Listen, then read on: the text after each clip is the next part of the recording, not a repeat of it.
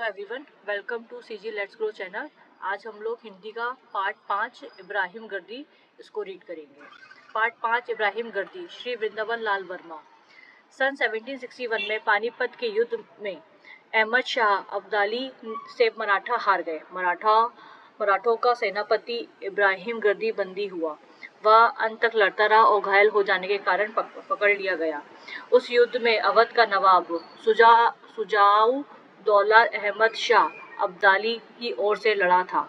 घायल इब्राहिम गर्दी को सुजाउद्दौला के टीले में, जो अफगान शाह अब्दाली की छावनी के भीतर ही था, पकड़कर रख लिया गया। अब्दाली को इब्राहिम के नाम से घृणा थी। इब्राहिम के पकड़े जाने और सुजाउद्दौला के टीले में होने का समाचार उसको मिल चुका था, इसलिए उसने इब्राहिम को अपने सामने पेश किए जाने के लिए सुजाउद्दौला के पास दूत भेजा। सुजाउद्दौला इब्राहिम गर्दी की उपस्थिति से इनकार न कर सका। उसने अनुरोध किया, इब्राहिम काफी घायल हो गया है, अच्छा हो जाने पर पेश कर दूंगा। दूत ने अपने शाह का आग्रह प्रकट किया, उसको हर हालत में इसी पर जाना होगा।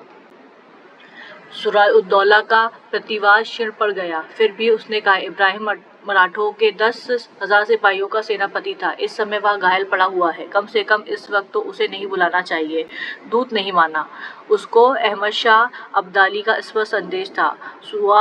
सुजाउद्दौला को उस आदेश का पालन करना पड़ा। अहमद शाह के सामने इब्राहिम गर्दी लाया गया। अहमद शाह ने पूछा, तुम मराठों के 10,000 पलटनों के जनरल थे?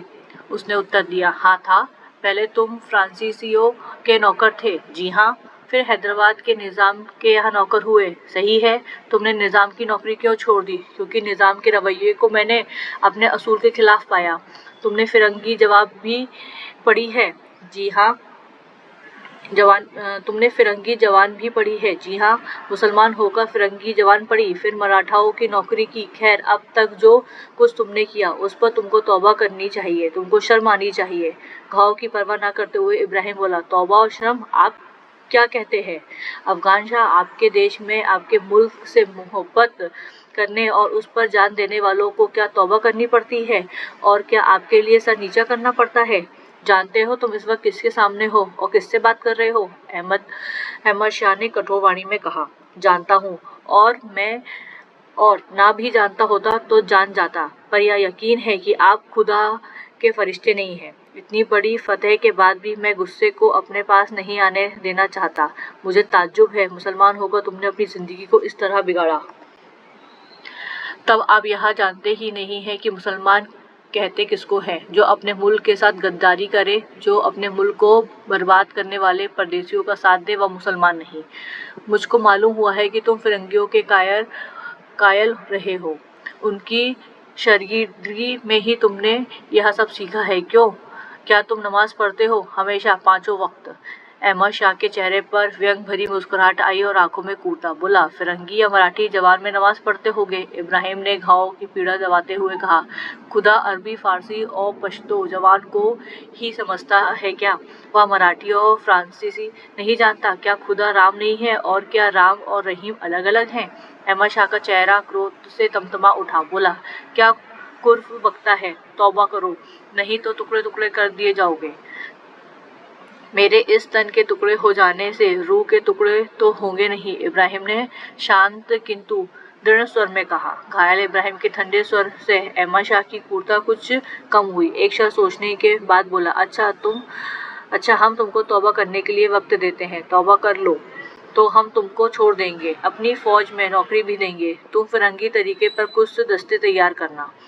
करार को दबाते हुए इब्राहिम के होठों पर झीनी हंसी आई। अहमद शाह की उस खिलवाड़ को इब्राहिम समाप्त करना चाहता था।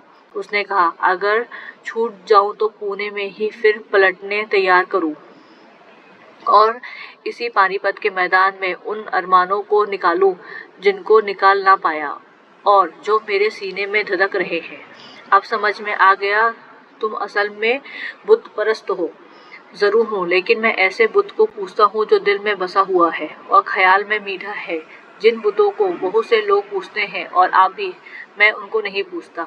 हम भी, खबरदार, हाँ आप भी, हर तंबू के सामने मरे हुए सिपाहियों के सरों के ढेर के इर्द गिर्द जो आपके पठान और रूहेले सिपाही नाच नाच कर जश्न मना रहे हैं, वह सब क्या है? क्या वह बुत परस्ती नहीं? तुम बदजवान भी हो, तुम्हारा भी वही हाल किया जाएगा जो तुम्हारे सदा शिवराव भाऊ का हुआ है। चकित इब्राहिम ने मुंह से निकल पड़ा, क्यों, उनको क्या हुआ? उत्तर मिला, मार दिया गया, सर काट लिया गया। उफ, घायल इब्राहिम ने दोनों हाथों में सर थमाकर कहा। अब्दाली को उसकी पीड़ा रुचि बोला, तुम लोगों का खूबसूरत छोकरा विश्वास राव भी मारा गया। इब्राहिम की बुझती हुई आंखों के सामने और भी अंधेरा छा गया। उसने कुपित स्वर में कहा, विश्वास राव, मेरे मुल्क का ताज, मेरे सिपाहियों के हौसले का ताज। उफ, इब्राहिम गिर पड़ा। अहमद शाह उसके तड़पने पर प्रसन्न था। उसकी निर्मलता ने सोचा, शहीदी को जीत लिया। इब्राहिम जरा सा उठकर भरभराते हुए स्वर में बोला, पानी। अब्दुल्ला कड़का, पहले तौबा कर ले, वे लोग जो कैदी घायल निहत्तों का कत्ल करते हैं। अब्दाली ने नहीं सहा गया, इब्राहिम भी नहीं सह पा रहा था। अब्दाली ने उसके टुकड़े टुकड़े करके वध करने की आज्ञा दी। एक अंग कटने पर इब्राहिम की चीख में से निकला, मेरा ईमान पर पहली नियाज। दूसरे पर क्षीण स्वर में निकला, हम हिंदू मुसलमानों की मिट्टी से ऐसे सुरमा पैदा होंगे जो वहशियों और जालिमों का नामो निशान मिटा देंगे। और फिर अंत में मराठा के सेनापति इब्राहिम खां गर्दी के मुंह से केवल एक शब्द निकला, अल्लाह। इसी के साथ हमारा चैप्टर 5 इब्राहिम गर्दी खत्म होता है। अब हम नेक्स्ट चैप्टर करेंगे। Thank you.